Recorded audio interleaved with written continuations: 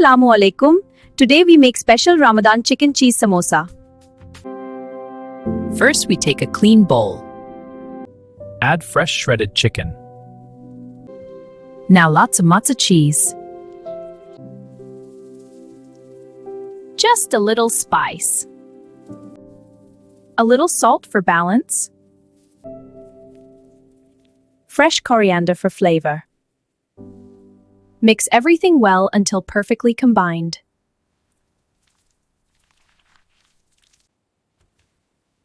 Take one samosa strip. Keep folding triangle over triangle. Add filling inside.